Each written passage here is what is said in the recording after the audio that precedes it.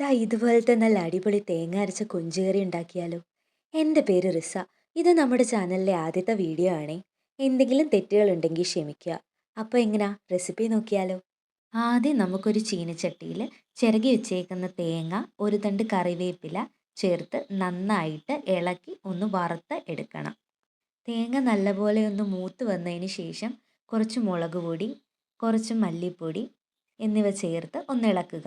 അതിനുശേഷം കുറച്ച് മഞ്ഞൾപ്പൊടി കൂടി ചേർത്ത് ഇളക്കി പൊടികളുടെയൊക്കെ പച്ചമണം മാറുന്നത് വരെ ഇളക്കി മറിച്ച് മാറ്റി വയ്ക്കുക.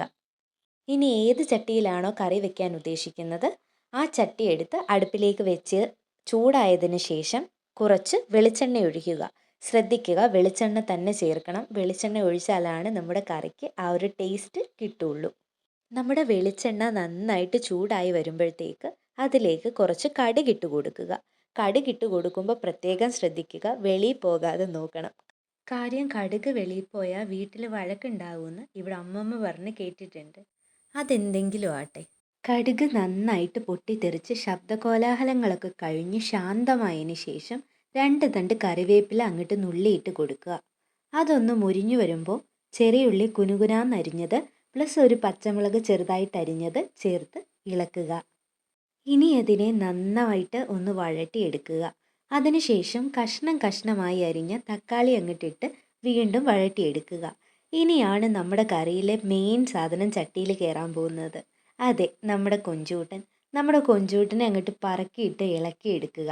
നമ്മൾ ഈ കൊഞ്ചിൽ മുളക് പൊടി, കുരുമുളക് പൊടി, മഞ്ഞൾപ്പൊടി, ഉപ്പ്, ഇഞ്ചി വെളുത്തുള്ളി പേസ്റ്റ് ചേർത്ത് 1 മണിക്കൂർ റെസ്റ്റ് ചെയ്യാൻ വെച്ചിരുന്നതാണേ. അധികം കൂനില്ലാത്ത നമ്മുടെ കൊഞ്ചൂട്ടൻ വെന്ത് കഴിയുമ്പോൾ കുഞ്ഞിക്കൂനനായിട്ട് വളഞ്ഞ് ചുരുണ്ട് വരും. വിഷയത്തിൽ നിന്ന് തെന്നി മാറിപ്പോയി. Okay, back to the point. കേട്ടില്ലേ ആ കളകളാനാദം? ഇനി നമ്മൾ ഇതിലേക്ക് ചേർത്ത് കൊടുക്കുന്നത് നമ്മൾ ആദ്യം വറുത്ത് മാറ്റി വെച്ചില്ലേ തേങ്ങ മുളക് പൊടി മിക്സ്, അതിനെ നന്നായിട്ടൊന്ന് അരച്ച് അതിലേക്ക് ചേർത്ത് ഇളക്കി കൊടുക്കുക. ഞാൻ ഇനി ഇതിലേക്ക് തേങ്ങാപ്പാലാണ് കേട്ടോ ചേർക്കുന്നത്. നിങ്ങൾ ആരോഗ്യത്തെ പറ്റിയൊക്കെ കൺസേൺ ഉള്ള ആളുകളാണെങ്കിൽ ആദ്യം തേങ്ങ അരച്ച് ചേർത്തത് കൊണ്ട് തന്നെ ഈ സ്റ്റെപ്പ് ഒഴിവാക്കി തേങ്ങാപ്പാലിന് പകരം വെള്ളം ചേർക്കാവുന്നതാണ്. തേങ്ങാപ്പാൽ ഒഴിച്ച് നന്നായി ഇളക്കി തേങ്ങാപ്പാൽ ഒന്ന് ചൂടായി കഴിയുമ്പോൾ കുറച്ച് ഗരം മസാല കൂടി ഇതിലേക്ക് ചേർത്ത് ഇളക്കാവുന്നതാണ്. ഗരം മസാല ചേർത്ത് ഇളക്കിയതിന് ശേഷം ആവശ്യത്തിന് ഉപ്പ് കൂടി ചേർത്ത് ഇളക്കി കറി അടച്ചു വെച്ച് വേവിക്കുക. ഇടയ്ക്ക് തുറന്ന് ഇളക്കി കൊടുക്കണം കേട്ടോ, അല്ലെങ്കിൽ നമ്മുടെ കറി അടിയിൽ പിടിക്കും. ഈ കാണുന്നത് ദിവ്യപ്രകാശമോ മൂടൽമഞ്ഞോ ഒന്നുമല്ല കേട്ടോ, കറിയിൽ നിന്നടിക്കുന്ന ചൂടാവി ക്യാമറയിൽ തട്ടുന്നതാണ്. കറിയിലെ വെള്ളം അത്യാവശ്യം പറ്റുമ്പോൾ നമുക്ക് സ്റ്റൗ ഓഫ് ചെയ്ത് കൊടുക്കാം. അപ്പോൾ ഇത്രയേ ഉള്ളൂ നമ്മുടെ ഈസി കൊഞ്ചുകറി റെസിപ്പി. എല്ലാവരും ട്രൈ ചെയ്ത് നോക്കിയിട്ട് അഭിപ്രായം കമൻറ്റ് ബോക്സിൽ അറിയിക്കുക. അപ്പോൾ നമ്മുടെ വീഡിയോ ഇത്രയേ ഉള്ളൂ. ഇഷ്ടപ്പെട്ടെങ്കിൽ please like, share and subscribe. Thanks for watching.